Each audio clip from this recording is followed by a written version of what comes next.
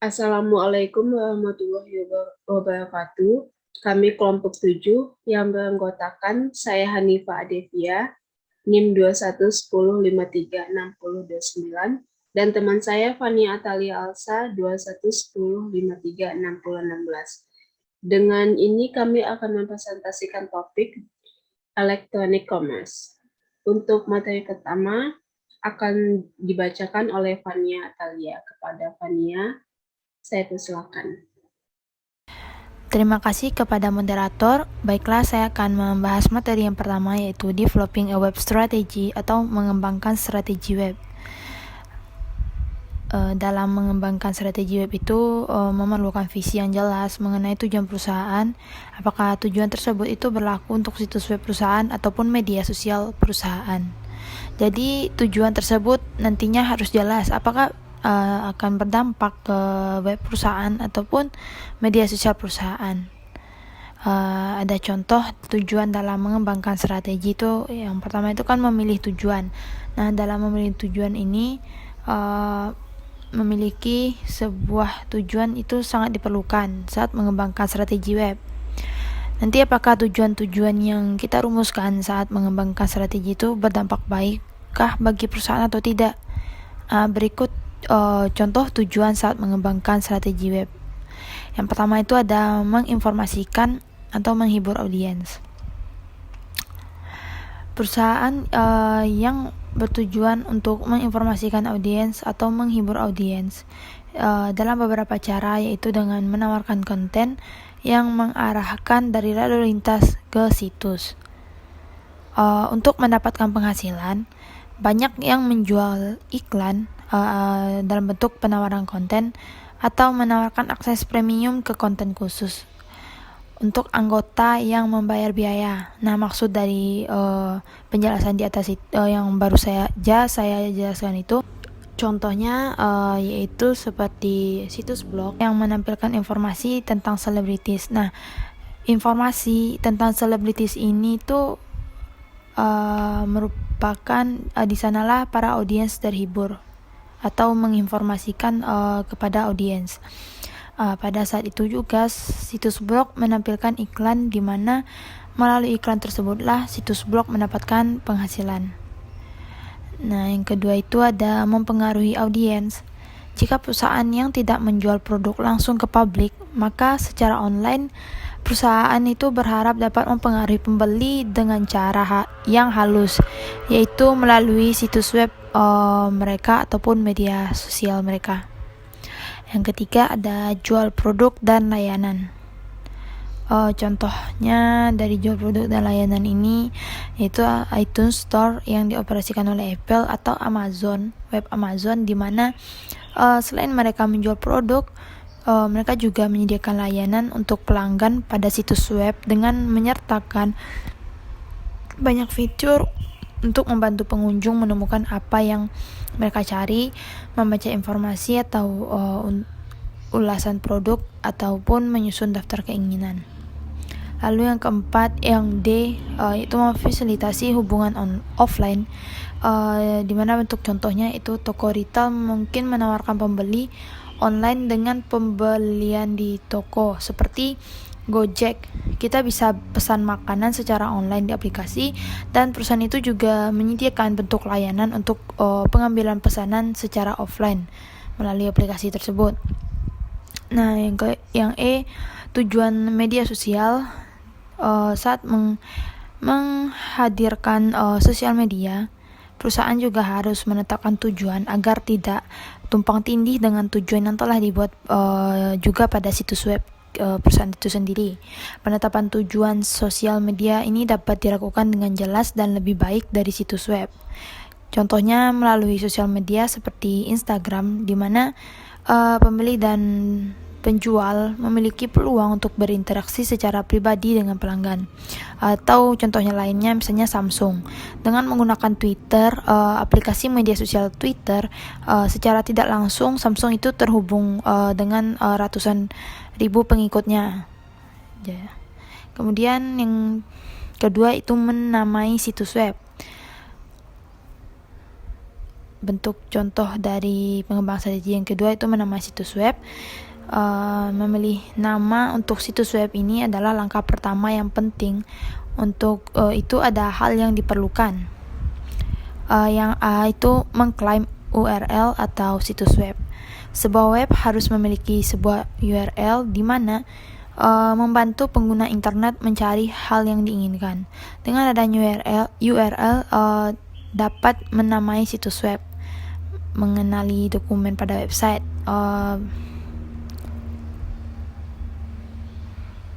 Contohnya URL itu seperti https://2 microsoft.com. Yang B yaitu komponen dari URL. URL itu sendiri adalah serangkaian karakter dan setiap komponen memiliki arti tertentu. Beberapa huruf pertama itu diikuti oleh titik 2 dan garis miring seperti contoh slide ini, yaitu transfer hypertext protocol http://2.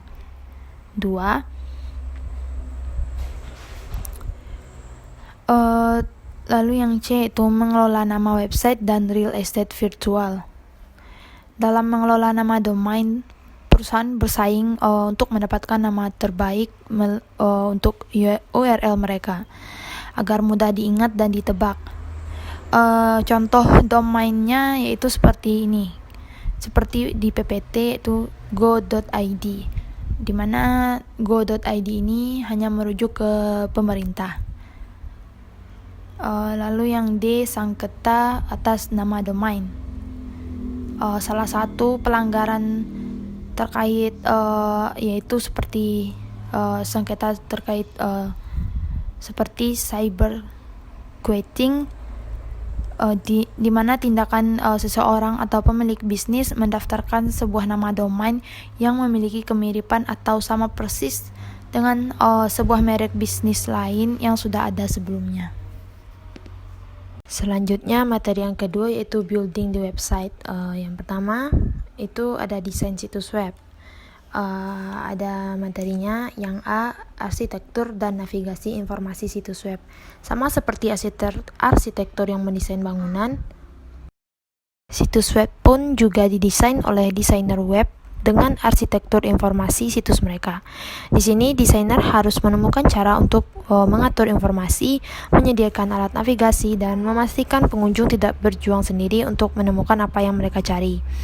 Pada per poin ini ada bentuk contohnya di mana situs web Panasonic menawarkan tautan ke berbagai kategori pengunjung di bagian navigasi atas. Dengan mereka menawarkan berbagai tautan kategori pengunjung di bagian navigasi atas, hal itu bisa membuat pengunjung tidak berjuang sendiri untuk menemukan apa yang mereka cari. Contohnya itu misalnya di bagian navigasi kanan ini, navigasi kanan pada situs web Panasonic itu menawarkan tautan ke lini produk, yaitu printer, elektronik, audio, dan lain-lain. Yang kedua yaitu atau yang B, kegunaan dan desain antarmuka pengguna, di mana kegunaan ini mengarah pada kemudahan seseorang dapat menemukan yang ia peroleh, dan juga kegunaan bergantung pada arsitektur informasi yang jelas dan juga pada antarmuka pengguna desain. Bentuk contohnya juga ada di per poin, yaitu misalnya desainer menggunakan warna untuk mengatur perhatian pengguna pada halaman web. Yang C yaitu aksesibilitas web untuk penyandang disabilitas. Pada akses web pada aksesibilitas web ini mengacu pada seberapa mudah penyandang disabilitas dapat mengakses dan menggunakan web. Misalnya saja, itu ada beberapa orang yang sulit mengenali warna merah dan hijau akibat buta parsial dan kesulitan penglihatan. Oleh karena itu, web bisa didesain dengan warna yang dapat dinikmati oleh semua pengguna situs web. Lalu kita masuk ke bagian yang kedua dari building the website, yaitu strategi pengembangan perangkat lunak untuk web. Yang A yaitu HTML dan HTML5.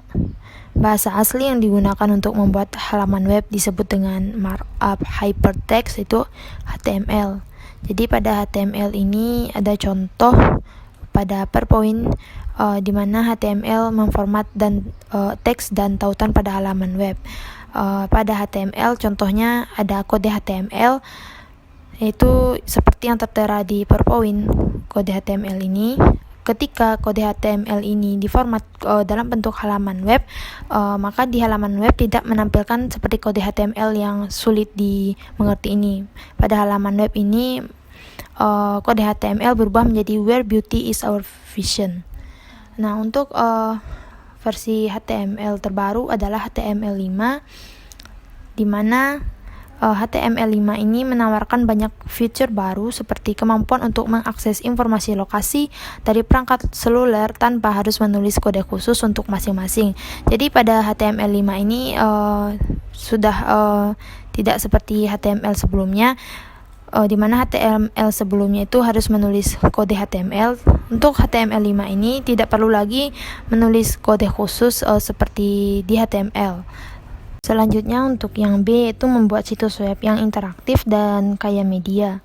Melalui HTML5 ini sangat membantu pengembangan membangun situs web yang menarik.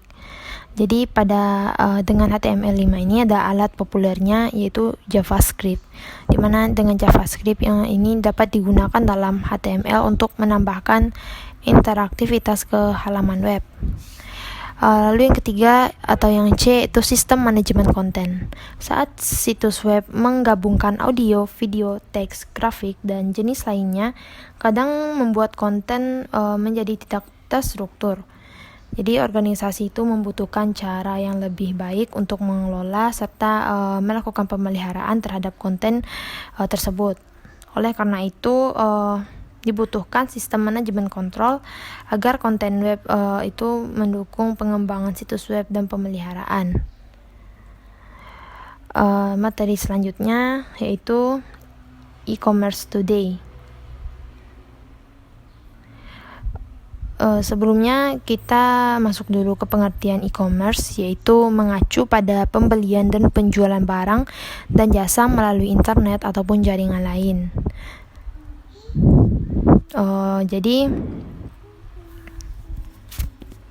Lalu untuk e-commerce today ini mengacu pada penggunaan internet dan web untuk bertransaksi bisnis. Jadi e-commerce ada e-commerce baru yaitu sosial media dan mobile. Jadi perubahan terbesar yang terjadi pada e-commerce itu adalah menggunakan sosial media dan mobile, di mana pemasaran online dulu sebagian besar terdiri dari menciptakan situs web. Perusahaan membeli sesuatu di iklan pada Google. Namun saat ini e-commerce telah berkembang seperti menggunakan sosial media ataupun sebuah aplikasi untuk melakukan transaksi bisnis. Jadi ada dua bentuk pada e-commerce baru itu, ada dari bola mata ke percakapan, dimana dari bola mata ke percakapan ini maksudnya penjual dan pembeli ini melakukan interaksi secara langsung, dimana dulunya melakukan interaksi secara langsung, dan untuk saat ini sebuah perusahaan dapat berinteraksi dengan pelanggan secara online. Jadi terdapat perubahan yang sangat signifikan antara dahulu dengan sekarang. Yang B yaitu dari desktop ke smartphone, di mana pelanggan sudah bisa melakukan transaksi berbelanja di smartphone. Smartphone merubah segalanya, jadi bisa dilakukan di mana saja dan kapan saja, dan tidak sesulit dengan desktop. Sekian penyampaian materi yang sudah saya jelaskan sebelumnya. Untuk itu, saya kembalikan lagi ke moderator. Selanjutnya, saya akan melanjutkan subjudul yaitu jenis e-commerce. Ada banyak cara untuk mengklasifikasikan transaksi perdagangan elektronik. Salah satunya adalah dengan melihat sifat partisipannya. Ada 3 kategori perdagangan elektronik utama, yaitu bisnis ke konsumen atau B2C, bisnis ke bisnis atau B2B, konsumen ke konsumen atau C2C. Pertama yaitu bisnis ke konsumen, yaitu perdagangan elektronik yang melibatkan produk retail dan layanan untuk pembeli individu. Amazon, Walmart, dan iTunes adalah contoh perdagangan B2C. BarnesNoble.com yang menjual buku, perangkat lunak, dan musik kepada konsumen individu adalah contoh e-commerce B2C. Yang kedua yaitu B2B atau bisnis ke bisnis. Perdagangan elektronik melibatkan penjualan barang dan jasa di antara bisnis. Situs web elektronika untuk jual beli bahan kimia dan energi adalah contoh e-commerce B2B. Yang ketiga yaitu e-commerce konsumen ke konsumen atau C2C. Perdagangan elektronik yang melibatkan konsumen yang menjual langsung ke konsumen, misalnya eBay, situs lelang web raksasa. Selanjutnya itu mobile device dan m-commerce. Sebagian besar perkembangan web terjadi sebelum perangkat seluler dengan akses internet berkecepatan tinggi menyebar begitu luas. Tetapi perangkat ini memenuhi pasar di seluruh dunia dengan sangat cepat, terutama untuk pembeli yang lebih mudah. Smartphone misalnya berada di jalur untuk menyebar lebih cepat dibandingkan teknologi. Beberapa fitur menonjol dari teknologi ini adalah pertama, ukurannya kecil dan ringan, sehingga muat di saku dan di tas dan tidak ada tambahan yang dibutuhkan. Kedua, yaitu konektivitas kabel. Mereka tetap terhubung secara kabel bahkan ketika pemiliknya bergerak dengan kecepatan tinggi. Yang ketiga, yaitu kesertagunaan, yaitu meskipun layarnya kecil, fungsinya luar biasa dan berkembang cepat, terutama untuk aplikasi yang memanfaatkan ukuran dan mobilitas perangkat yang kecil. Ketiga, keempat yaitu kesadaran lokasi, yaitu dengan GPS smartphone dapat menentukan lokasinya dan dapat mendukung semua jenis aplikasi yang memanfaatkan informasi ini, mulai dari navigasi hingga pemasaran jarak jauh. Yang terakhir yaitu internet untuk segalanya. Ponsel cerdas adalah elemen penting dalam Internet of Things, mengirim dan menerima sinyal tanpa campur tangan pengguna.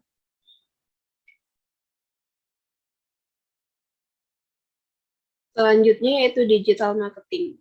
Digital marketing membutuhkan pemahaman yang mendalam tentang cara kerja web untuk mengembangkan pendekatan yang kreatif dan efektif.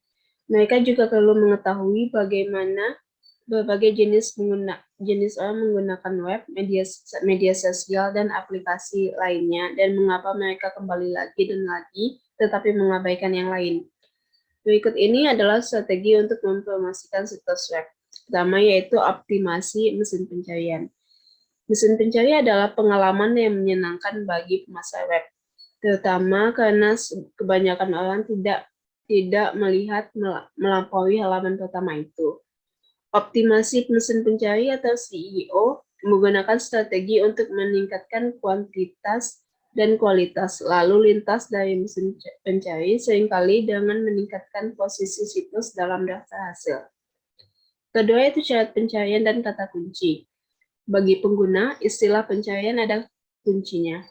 Pengembang harus menebak apa yang mungkin diketik oleh masyarakat dan situs mereka sebagai istilah pencarian dan kemudian memastikan situs mereka dapat mendapat peringkat relevansi tinggi untuk istilah tersebut. Mesin ini sebagian mengandalkan popularitas untuk menentukan relevansi. Aturan yang mereka gunakan untuk menilai popularitas adalah menghitungkan jumlah dan kualitas tautan eksternal dari situs lain. Yang ketiga yaitu penipuan mesin pencari. Untuk meningkatkan hasil pencarian yang menjadi begitu panas, sehingga menggunakan strategi licik untuk mengocok sistem perangkat mesin. Misalnya menggunakan tautan eksternal dengan mencari buku tamu di situs otoritatif yang suaranya akan sangat berharga seperti yang ada di domain.gov atau .edu. Dan kemudian menyertakan tautan ke situs skema di suatu area yang memungkinkan setiap pengunjung menambahkan komentar. Yang keempat itu iklan online dan memasak.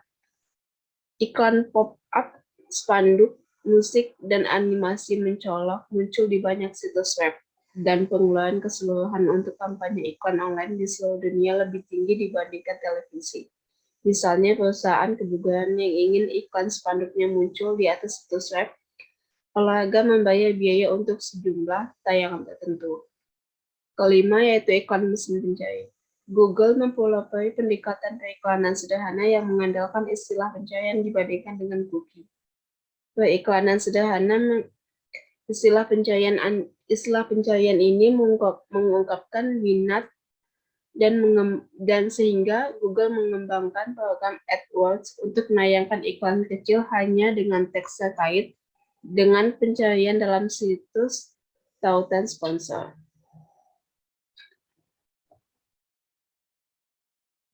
Untuk digital marketing terbagi atas strategi situs web dan seluler.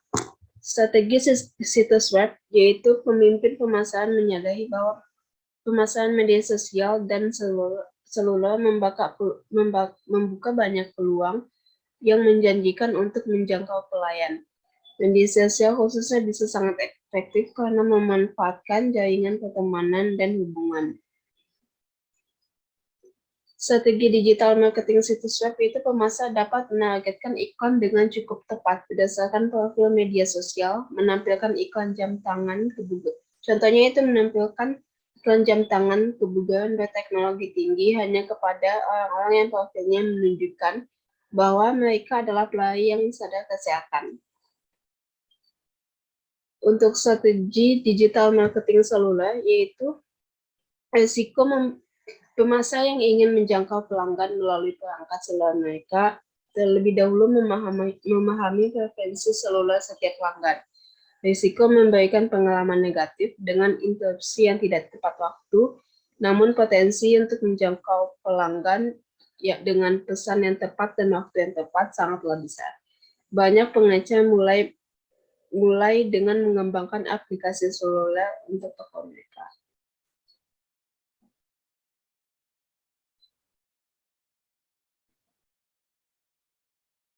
Sekian presentasi kami. Jika ada salah kata dan ada yang kurang, kami mohon maaf. Dan untuk teman-teman yang ingin bertanya, menanggapi atau memberi komentar, bisa chat di WA group atau chat Zoom. Terima kasih. Assalamualaikum warahmatullahi wabarakatuh.